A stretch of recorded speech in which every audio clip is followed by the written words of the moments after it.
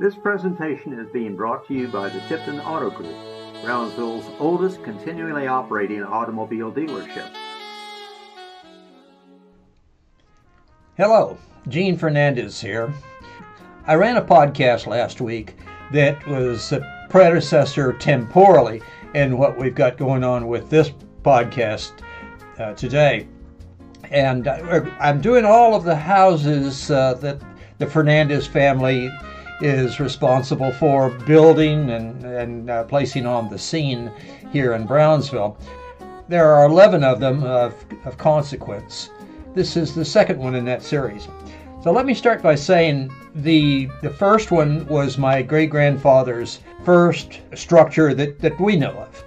And I've studied his life very, very extensively. I'm sure he lived in Matamoros when he first came over.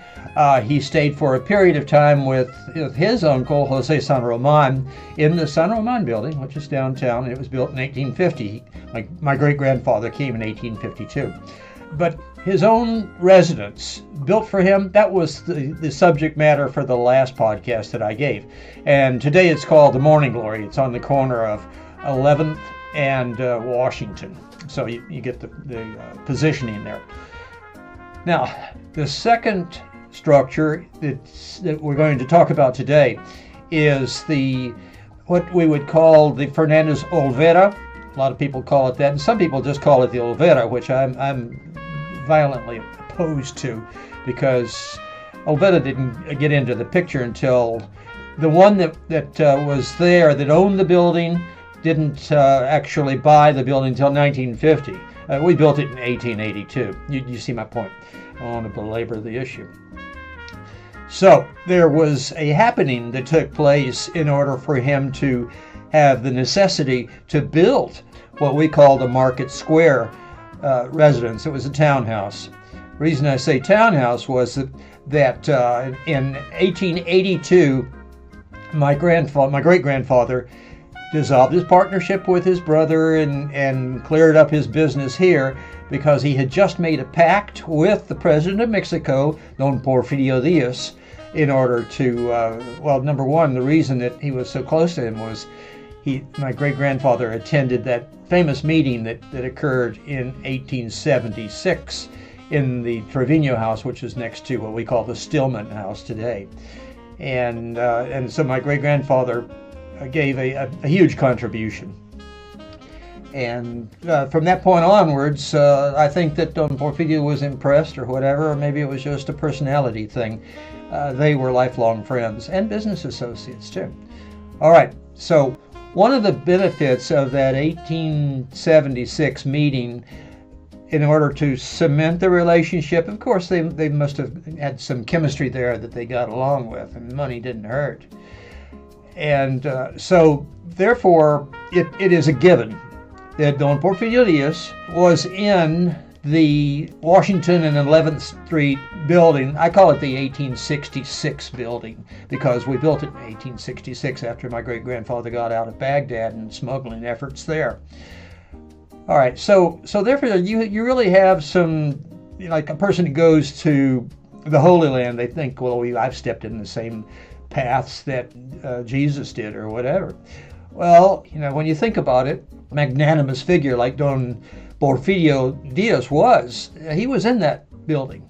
Surely, he might have been in there numerous times beyond the 1876 meeting.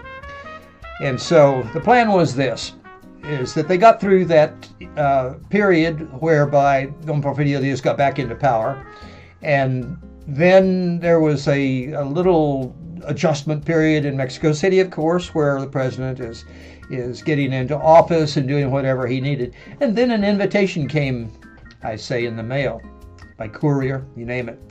And that was inviting the good people of Brownsville that had lent money towards the prospect of Don Porfirio getting back into power. They were invited to go to, it was either the presidential palace there on the Zocalo, or it was the castle there at Chapultepec.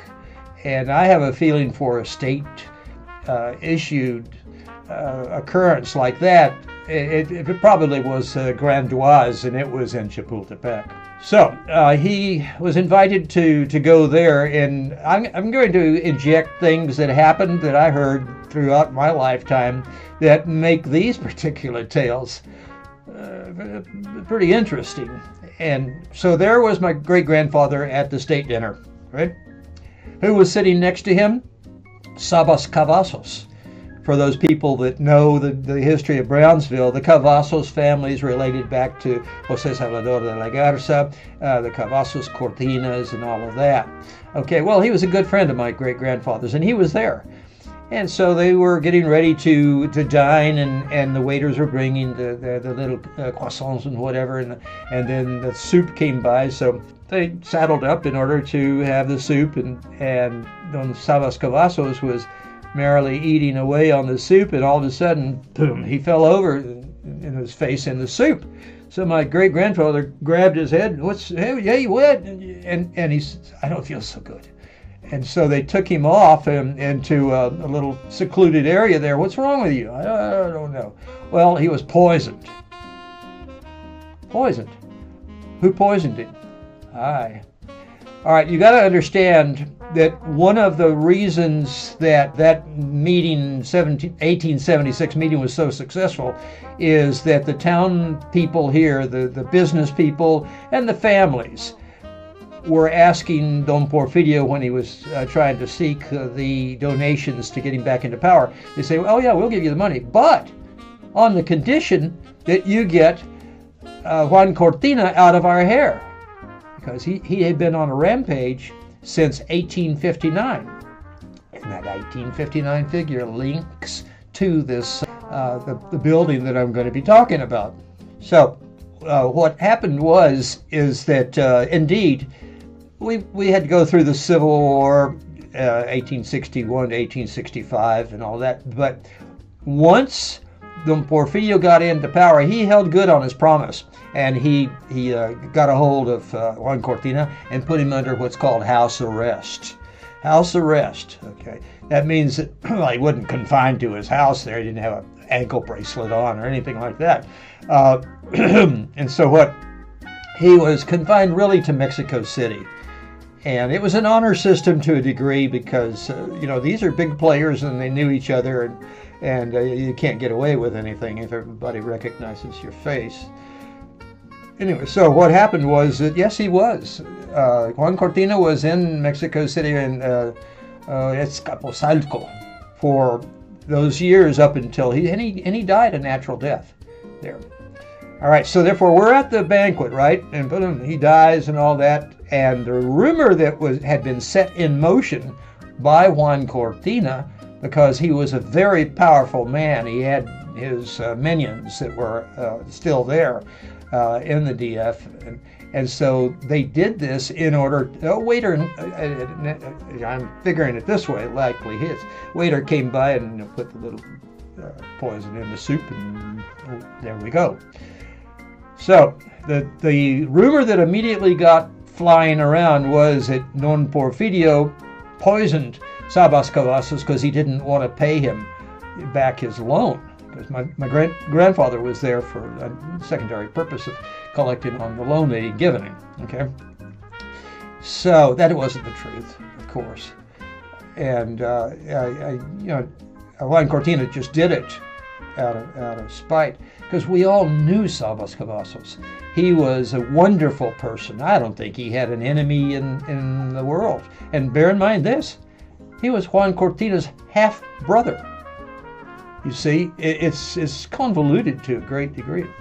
But anyway, and then I was looking through my documents, copies of them from the courthouse here, and lo and behold, I found a demand note.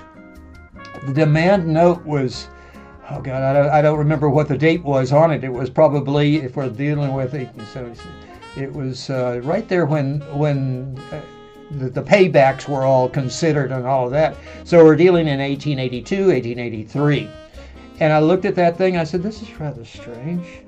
It is a demand note on the widow of Sabas Cavazos to pay my great-grandfather something like $53,000. You see, my great-grandfather was collecting on a debt. Aha. So what happened was, in everybody's contributions to the future president, Salvador Cavazos borrowed $53,000 from my great-grandfather and then pledged that as his pledge, and I'll pay you back. Well, he died. But anyway, they collected on the note, and that's that part. Okay. So then after all of that was over, the entourage carried Los Sabas back to where they are there. It's Bluetown in that region there, where the Cavazoses were. And so we were still in Mexico City the next couple of days later. So my great-grandfather went up to there, I'm sure it was the Presidencia, and he was going to see about the collection of the payback on the note that he had given Don Porfirio. And he walked in this great hall, and oh my, there was a whole line of people there, and they're all sitting there, waiting to get their payback, whatever. And so he gave his carte de visite to the secretary there, and then he was looking around to see about, where am I going to sit?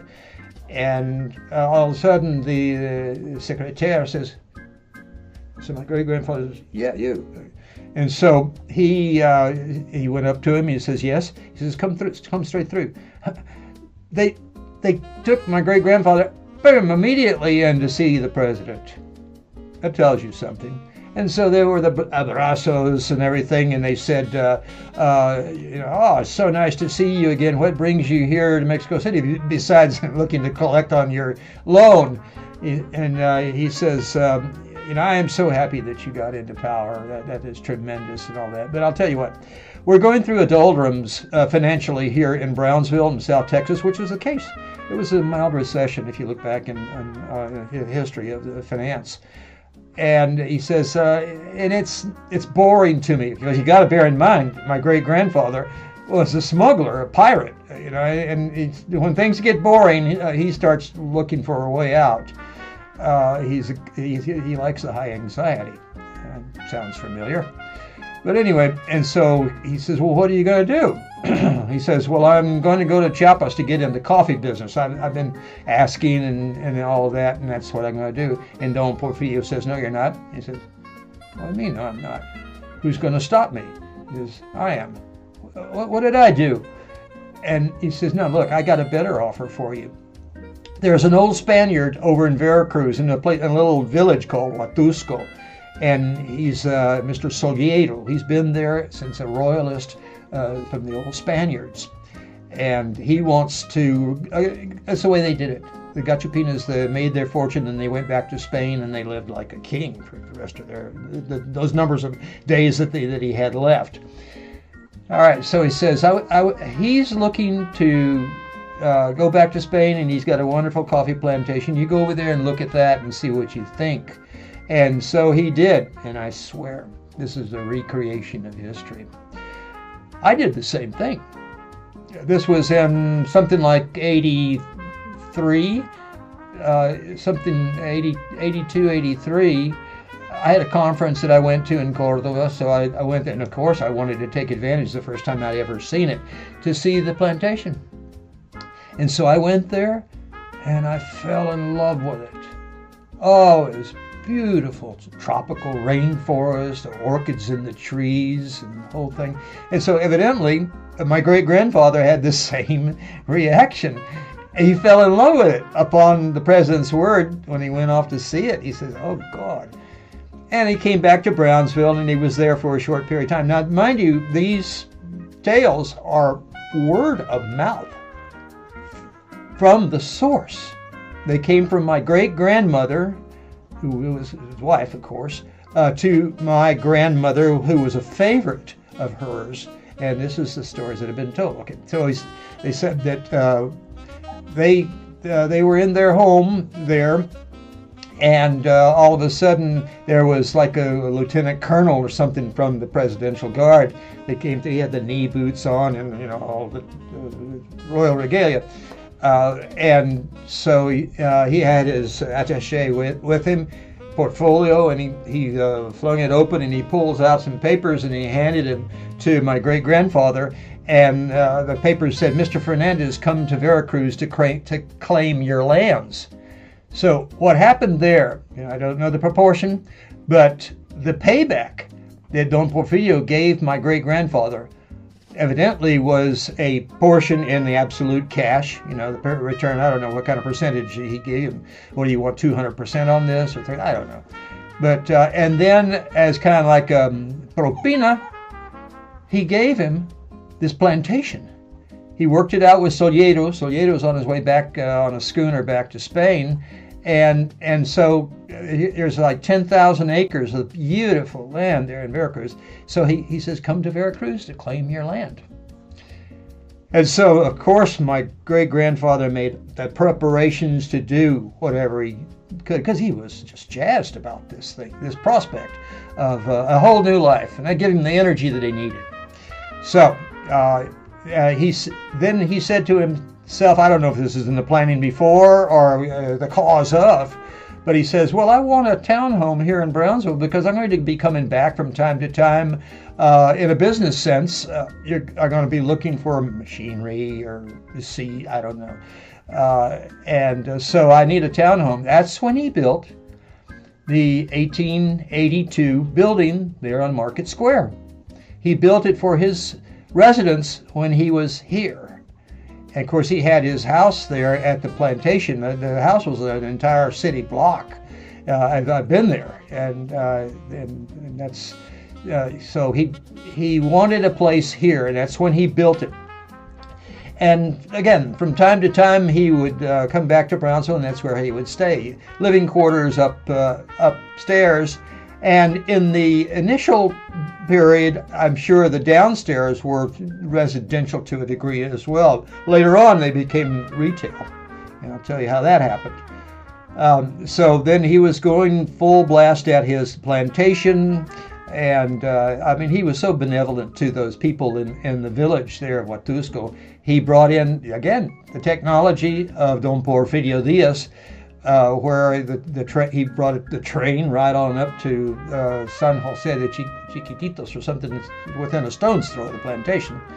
Then you got the escarpment that comes down going on the way to Veracruz Port.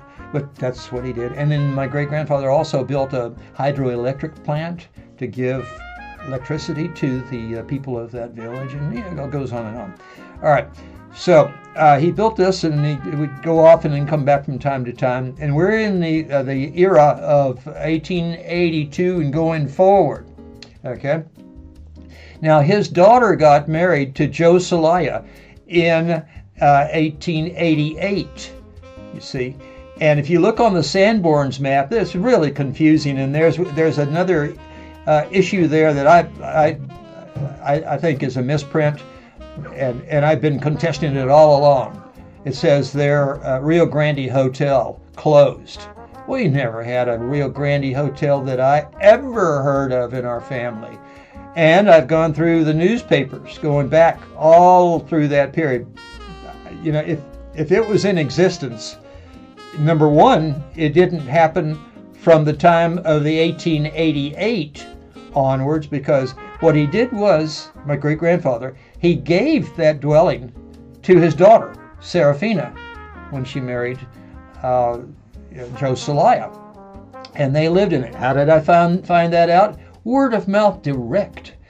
My cousin A.A. Champion, who is the guru, the historian guru of all times of Brownsville, I had a lot of conversations with him, and I was really inquisitive at that time. I didn't know anything about the early days of my great-grandfather. And I asked him, well, where did he live after the 1866 building? He says, well, that place there, it's on Market Square. I said, what place on Market Square? He says, well, in Chatfield. Chatfield's Twin Cities, 1893. It has a line drawing, kind of like stylized photograph, embellished photograph or whatever. And then there is the building there to the left in the mid-scene. And it's the columns like you see on the Fernandez-Olvera Building. And so then I researched it. Oh, that's where they lived. He says, yeah, he had that as his townhome when he came here. And I said, well, then what happened? He says, well, it was Joe, Celaya, and Serafina ended up living there. Living there? What do you mean? Yeah, he gave it to him. Because my great-grandfather had a propensity to do that with his daughters and their sons, for that matter.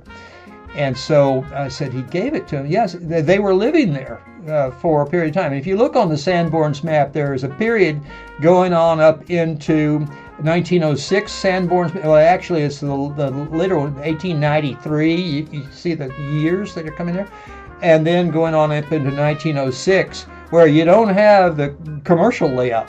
You don't have a hay warehouse and offices, and actually written on the map. And so that was obviously the period that Joe Celaya and Serafina were living there. And then what happens? Well, my great-grandfather was in the inner circle of Don Porfirio Diaz, and they got the word that the storm clouds are on the horizon. And that was the Mexican Revolution. He got that word from 1910. That's how close he was to the president. And they said, we better get out of Dodge. This is serious. And of course, Don Porfirio was self-exiled off to Paris. And then my great-grandfather came across here at Brownsville and settled in 1911. In the spring of 1911, and was working that. And a lot of people that were of the financial hierarchy of Brownsville were tied to Mexico, of course. And that's why you see so many buildings throughout Brownsville that have 1912 on them. The Sacred Heart Church, the 1912 remake of the City Hall, Market Square. It goes on and on and on. A lot of 1912s, and that's why, because they were coming over the bridge with wheelbarrows full of gold, getting out of Mexico. All right, so therefore he came on up here in 1911, and he had his pain in his side here, and so he says, all right, now what I'm going to do is I'm going to plan build a house for ourselves. That's my great-grandmother and him. And then next door, I want to build a house. I want to see the grandchildren. And that was Serafina and Joe's grandchildren there. And so he bought an entire city block there. It's the 400 block of Washington, where those houses are with the big columns on them. And then he took off for San Antonio. Well, M.E. Tracy was an architect out of San Antonio, and he was involved in the quaint Keenan-Williams district, where you have all these beautiful homes with the Corinthian columns, and hence the design here. So he contracted to get him to design homes for him. Well, the pain in his side, he went to Santa Rosa Hospital, because all of us at that point in time, we didn't have a hospital here. So with something serious, if we could live long enough, we would go to San Antonio, to Santa Rosa. He went there and he died. Chronic nephritis, kidney. And so my great-grandmother came back and held through to his wishes and had Mr. Tracy build those two beautiful homes. All right, we're at the point now of taking over and actually leaving that part of the subject, because I'm going to go on to the next house in the continuance of that. And then you're going to see those houses on Washington Street. So, all right, we're going to confine the conversation to what went up to that point. And then, of course, that point onwards was the big house that my great-grandmother survived and gave to her daughter Serafina and Joe. So that's that part of it. Okay, so that's that whole segment right there. And you can see the foundation as to how all of this fits together. Now let's get to the house there.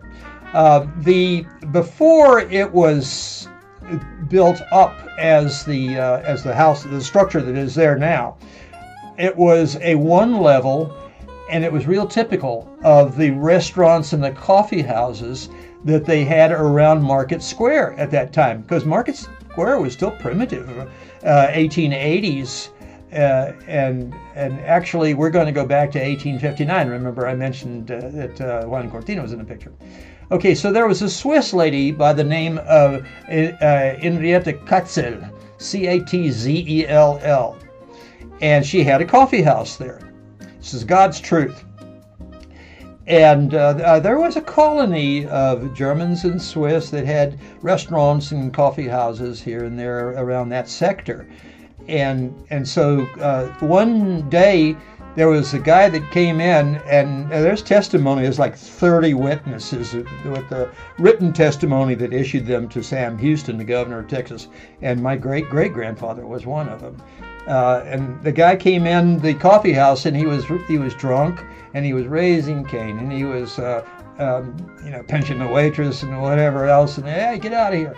And so Mrs. Katzel told the little errand boy there, go over and get Marshall Shears. Marshall Shears was over on the next block where Manitou's is now, and he was there getting his buying some tobacco in a little store there, and I think the store next to it was where he was having his gun fixed, part of the problem. And so the little boy came up, Marshall, there's the guy in there raising Cain, and you got to get him out. So he went in there and went over to the coffee house and says, okay, I hear you're causing a problem. You have to get out. No. And so the guy was resisting, and Marshall Shears had to get his gun and hit him over the head and then drag him out. At that point in time, wouldn't you know it, is Juan Cortina was riding around on that north end of the market square, and he saw this going on, and there was racial hatred in his blood. There's no two ways about it. And so he says, hey, let that man loose. He's my mother's worker, ranch hand. Says, well, no, he's created a disturbance. And he fought me, resisted, and threatening the clientele, and so I got to carry him. He's going to sleep it off in jail. No, he's not. And then Juan Cortina pulled out his pistol and shot it in the air. Well, a discharged revolver in a police scene is a slam dunk. And so Marshall Shears pulled out his pistol. But remember I said he was having his pistol checked and outfitted? Well, they gave him a pistol that was like falling apart in his hands. And so if you shot here, you'd end up over there. And so he shot, and he hit the pommel of the saddle where Juan Cortina was. And then Juan Cortina said, well, I got the next shot. And he shot Marshall Shears through the arm and really incapacitated his arm for the rest of his life. And then Marshall Shears fell back, and Juan Cortina took advantage of that moment, and it's like something out of a movie. He came with his horse and grabbed the guy, pulled him up on the saddle, and he went on out of town back to his ranch. His ranch was there in Rancho Viejo. That was their Jose Salvador de la Garza and Cortina's Cavazos. And his ranch was north of El Carmen, which was his mother's ranch, named after his sister, called San Jose. So he went there, and he got together with his ranch hands, who were a bunch of desperados. And I don't know how long it was. Nobody's clear about it, but it's within a week. He got them all, came storming back into Brownsville, and laid the city to siege. Yes. And then because he had a grievance to pick with certain people who he thought were thieves and taking advantage of the Latinos and all of that. And one of them was Berbisky, the other one was the county clerk and all of those people. Oh, you're stealing the lands. Well, they weren't stealing the lands. The lands were his mother's lands, and she was the Iron Lady. She didn't put up with any theft of title to lands. So all of this is a figment of his imagination. But anyway, it was rather heinous what he did, because he went through, shot up the town, went to the jail, and either he killed the jailer or the assistant jailer, and then he went by the Neal house, because William Neal was one of the people on his list. He had a list. And so he shot through the house there, and he hit young Peter Neal, and he killed him. Young Peter Neal had the baby in his arms, and he struggled over it and then put the baby underneath the bed. They found the baby later. He's all right. And you see, so all of this was going on, and the town was in a total turmoil. And somebody went running over to the cuartel in Matamoros, because the fort was not activated at that time in 1859. It had been deactivated. And so the people from the cuartel came on over and said, hey, cool it. You're really getting out of control, out of hand here, and we'll get the cavalry coming down. You can count on it if you keep this up. So Juan Cortina says, all right. And so he went back on to his ranch and all of that. But can you imagine, the entire Cortina incident started on the sidewalk outside of this structure. Like I said, when it was a one-level coffee house. So that's its point in history. So the period of time that my Aunt Serafina had it is, as we said, going up to 1912, because the big house there on Washington Street was finished. Now, mind you, by that time in 1912, she's married in 1888. You didn't have the little children running around the yard like my great-grandfather wanted to see and all that, because they were all grown by that time. But nonetheless, that was her house, and she entertained at it. And all right, Joe Celaya. Let me get onto a story here, and this is a very serious one. When they were contemplating the railroad, it's a power pack story. When they were contemplating doing the railroad, there was a great contention there with Kennedy and King, the steamboat captains, because it was heavy competition. A railroad going off to directly to a dock there in Point Isabel and Brownsville. What do you need a steamboat for? Even for freight.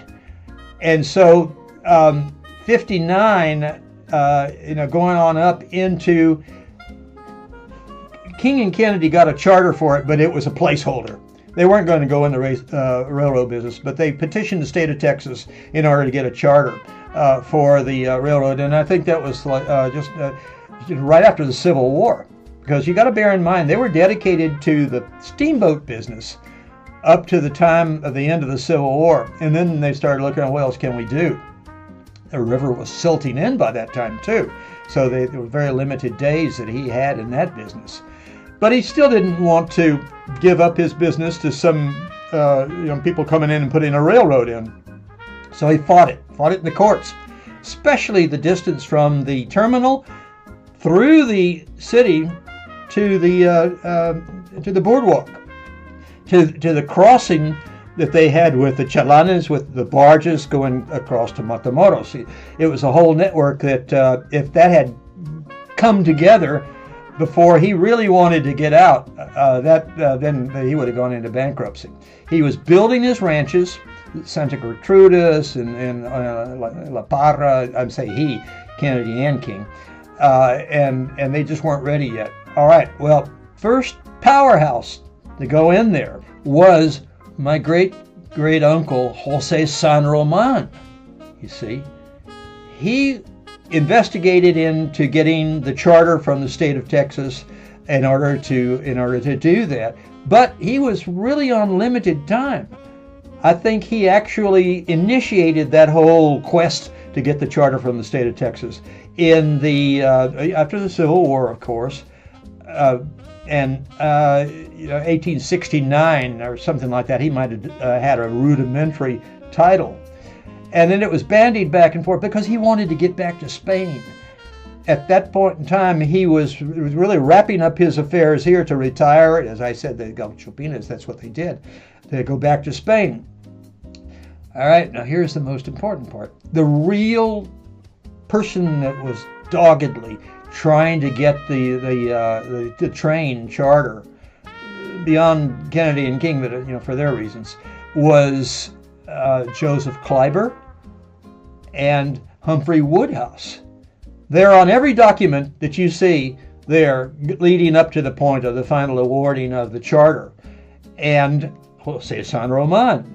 Jose San Roman was the money behind all of this. At one point in time, and I saw the document, Jose San Roman the committee was having problems trying to buy the right of way going on into the city, and San Roman says, "Oh, I'll pay for it."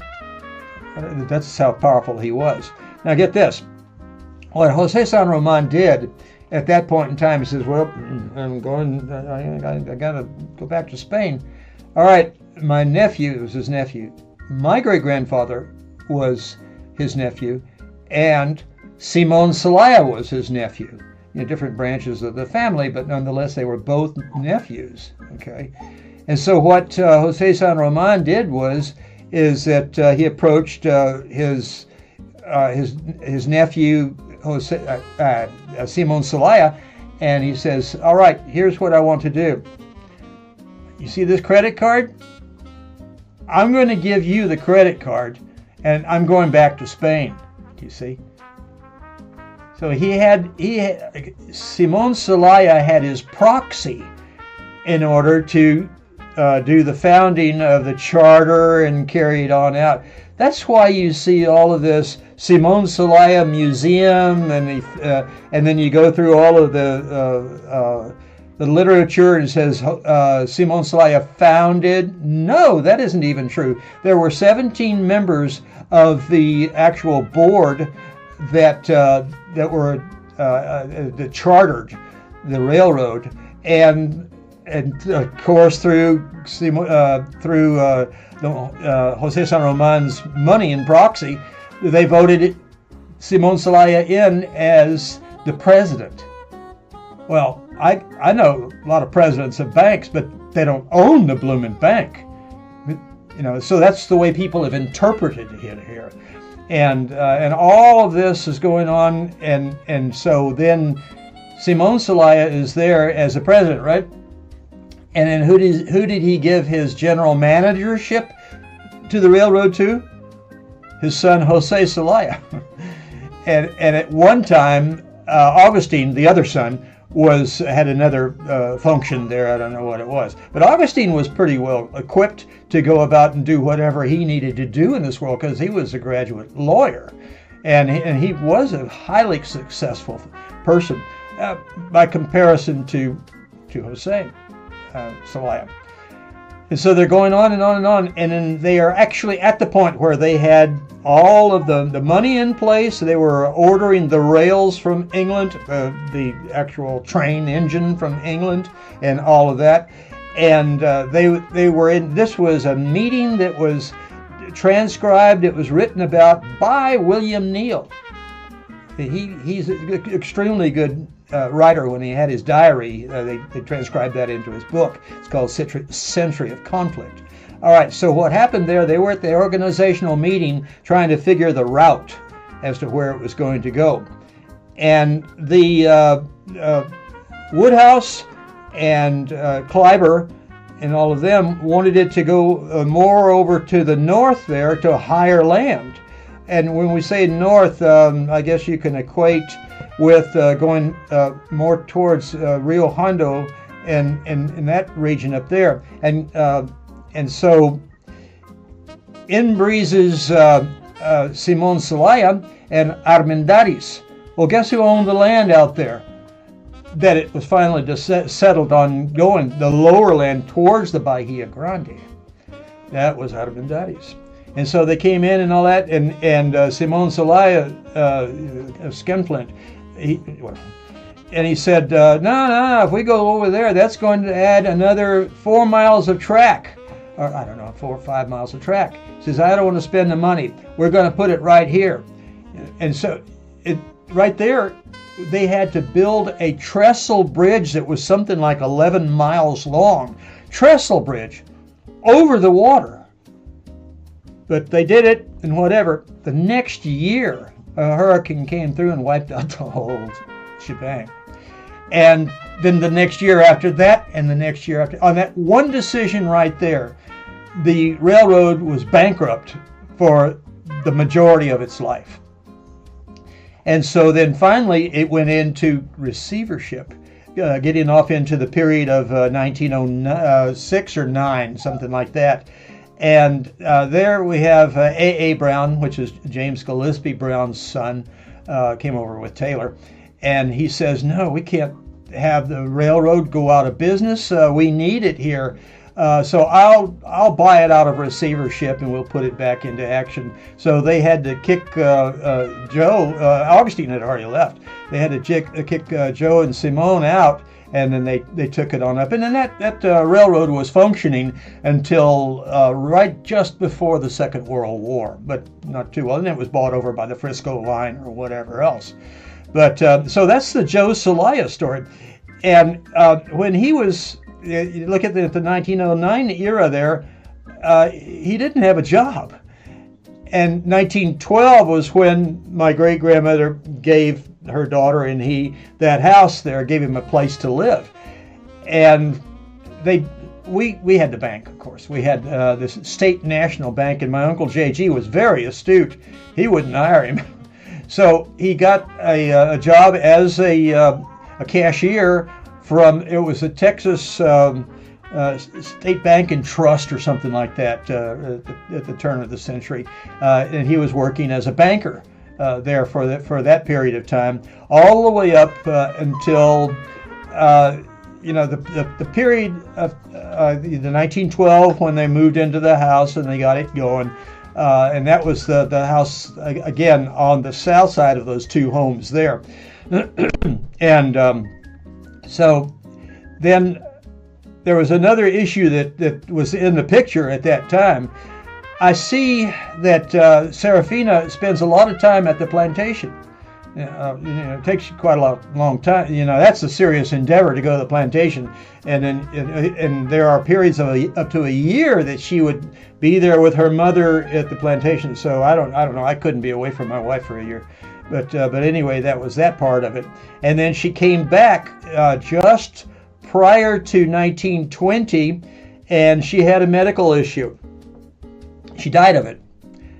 Now, in that particular period of time, she was very, very self-conscious about her weight, and she had a tendency to be, a little heavy. And so the diet tonics at the time were full of opium. And so that's how she died. She overdosed on opium and died in 1920. Joe couldn't support the house. My great-grandmother only lived for another 8 years, but Joe couldn't support the house, so he sold it to R.B. Krieger, by the way, who was a national figure in politics. He was the one that brought down President-elect Warren G. Harding. And at the time they did that, he had not moved into that house yet. But that's the one that took over the house, Aunt Serafina's house. But and then I asked my grandmother, I said, well, where did Joe live? And she showed me one of the rental homes, because if you look down Washington Street and Elizabeth and the lower going towards Palm Boulevard, you see all those houses that look kind of like the same. Well, they belong to the bank and JG, and we had 47 rental cottages there, and all of those were they were built by Joe Kalunga as a major house builder at the time, and Joe Celaya had one of those on the corner right next there. That's 4th and Washington, and that's where he lived, of course, till he passed away. But that's the story about Joe Celaya. I was looking at the estate settlement of my great-grandmother. She died in 1928. Mind you, the stock market fell in 29, so it wasn't very good timing. All right, so here's my great-grandmother dies in 28. It was very infortuitous for my grandfather, which was, he carried on, was to carry on our branch of the family, because at that point in time, he had been borrowing from his mother in order to start a car agency, 4 of them. They had one here, one in McAllen, one in Corpus, and another someplace. I think he even had one in San Antonio. I was talking to my aunt about that. And so he was going and blowing on that up into 28. And my father told me this story. He says, I saw the check. What check? He says, well, in those days, you didn't get your cars on consignment from the automobile manufacturers. And my grandfather had Willis Knight, Whippet, Mormon, and another one. I think he had 4 different brands of cars. And so he wrote a check for something like $173,000 in 1928 to buy a whole trainload of cars. And they unloaded them here at Brownsville. And I saw the picture of them all lined up in front of his agency, right there by Bobby Stevenson's. And so, wouldn't you know it, the next morning he gets up and he sees that headline in the paper, Wall Street lays an egg. So what are you going to do with a trainload full of cars? We gave them away to our cousins. So that was, my great-grandmother died in 28, and then the estate settlement happened. The executoress of the estate was my grandfather's sister, Tia Lucia Gertz. She was married to the German consul in Veracruz, the group that intercepted the Zimmerman telegram during the First World War. Anyway, she came through and she was settling the estate.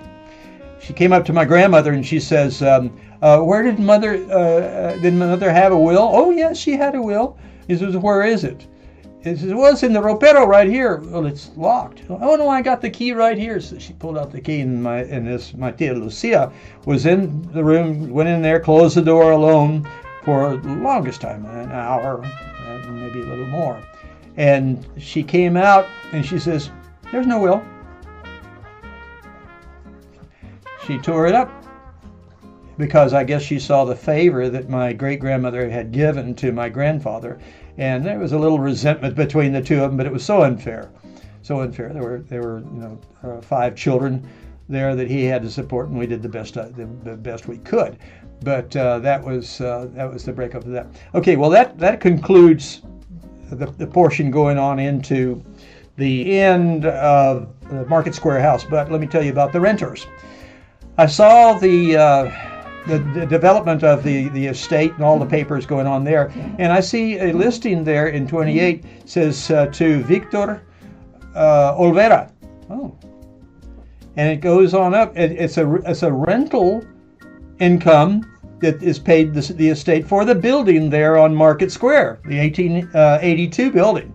So Mr. Olvera was renting that as a commercial outlet for a cobbler for shoe repairs and all of that from that time. Now, those of you that may have known the Victor that was here, well, you got Victor that we rented to, and then his father, and then the son was the last one that had the shoe repair shop on Market Square there.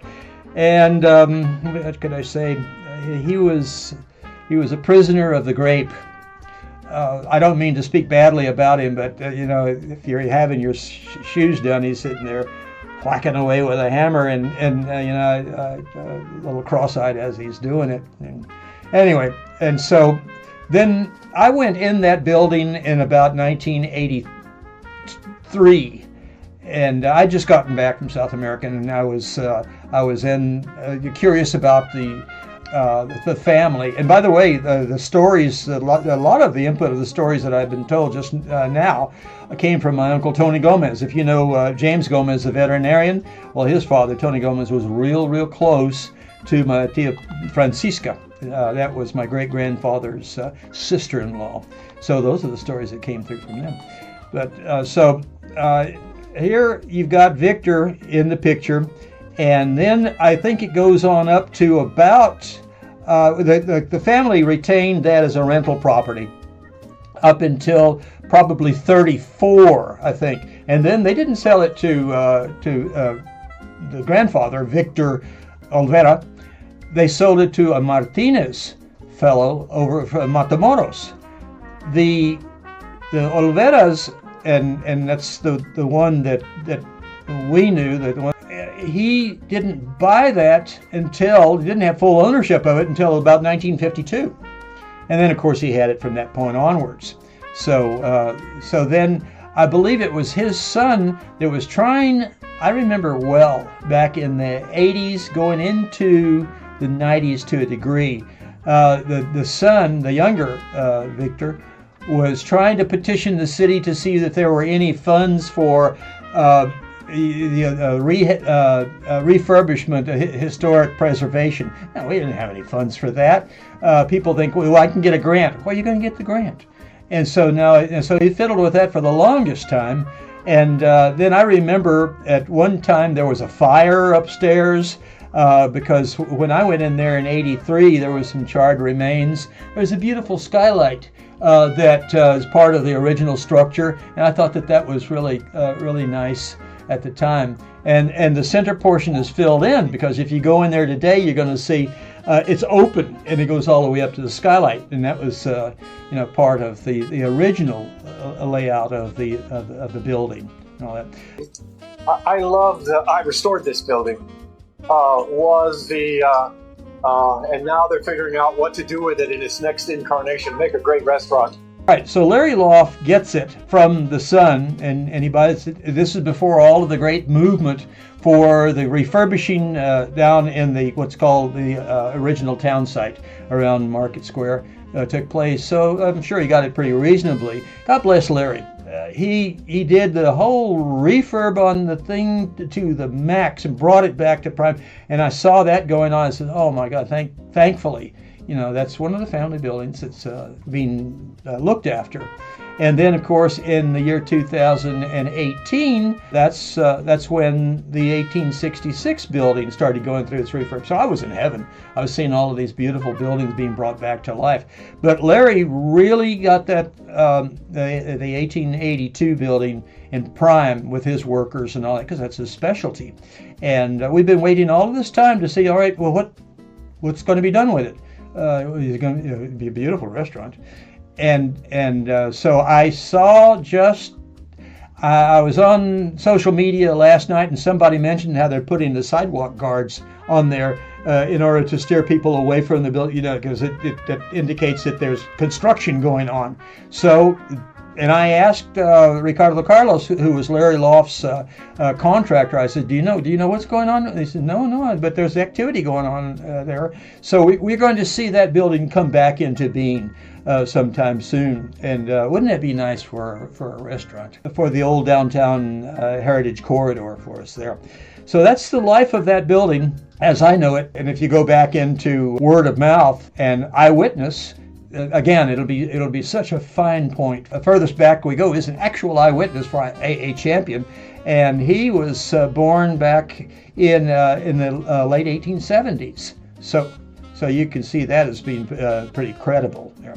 All right. Well, I hope you enjoyed that story, and it's again, it is so pleasant for me to be covering these buildings. And one thing that I am concerned about is that what I told you just now, and what I told you about the Juan H. Fernandez building, and what I'm going to tell you on the other ones, nobody knows these things. I was looking up on my research to see if there was something that I missed or I didn't know and whatever. No. I mean, I came out knowing less after searching than I did before I started searching. So, and then the thing that gets me, it gets me in my heart, is that every time that they now have a dedication of these buildings, where's Gene? I don't know. But anyway, hopefully these particular episodes of the podcasts will open up people's awareness as to the beautiful history behind them. So now when you can look at the brick are going to tell you a story. All right, so there you have it. Thank you so very much for being attentive on this. Good day.